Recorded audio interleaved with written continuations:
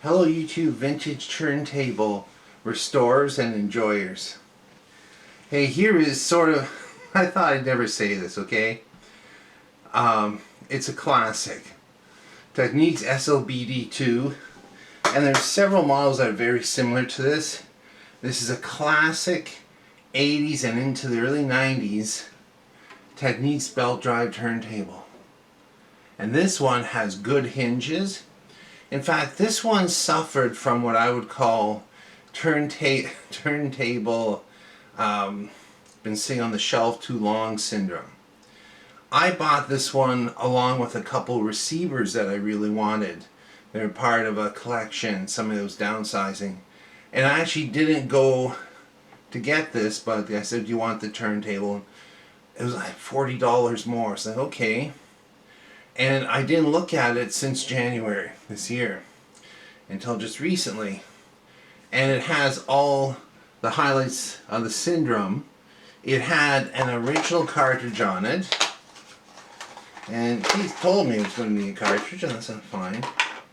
So, it had the Technics P510 on it. And I looked at the stylus through my stylus microscope. Done. I wouldn't use this to play any records that I liked, but it had served a long time. But if you have one of these turntables, I want to recommend the Audio-Technica AT85 EP. It's elliptical. It's in the mid $40 range. You can actually buy them right from Audio-Technica, at least in Canada, at a very reasonable rate. And it's so easy to change. I'm not going to show anything I did on this, because there's so many videos of Technics turntables. But change the cartridge like in a minute and a half. This is quite a nice upgrade. This AT85 EP is still made in Japan. It sounds so nice, that's all I can say.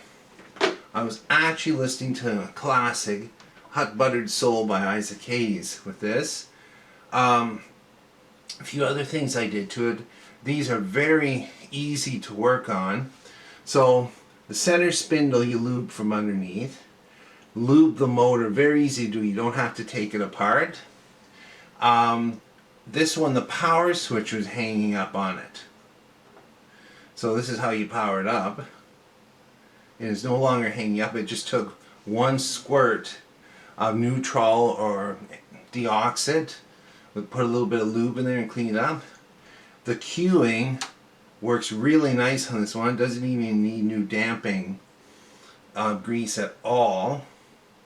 And the strobe worked. It's an LED strobe. It's not a strobe lamp like duals of this era, like a neon lamp. Pitch, I set it, pitch control in the center, and this is really important. If you're having issues, this was having issues where the speed was jumping around just by tapping on here. Pitch control. So the little board comes out from underneath, 5 screws to take the panel off, a shot of contact cleaner, and then there's 2 sub-controls which are accessible from the bottom. Run some cleaner on those 2. Set the 33 so that the pitch control is mid-travel. And then set the so when you flip to 45 it's in the same range. Like that. And this is an electronic speed control. So there's no pulleys or anything no movable pulleys, nothing like that. And just show you how nice it stops, no problem. I didn't realize how good a condition this one was in. It was dusty and it had turntable sitting on the shelf too long syndrome. Just did a little bit of dusting, clean up the new cartridge. The lid, all I did was dust it off. There's a few little swirls in it. This is an amazing lid, because so many of them got broken over the years sitting somewhere. But it holds up, no problem. The hinges aren't broken, it doesn't need a repair kit. So anyway, I highly recommend this. I actually recommend it over one of the new turntables, because there are new turntables in this price range, like the Fluence turntables, those. This is a higher build quality in my opinion, and the funny thing is my opinion's changed over the years. I sold these back in the 80s when I was in the stereo business. And here's the thing, the SLBD1, the SLBD2. Okay, mid 80s, so kind of near the end of the classic era, so to speak.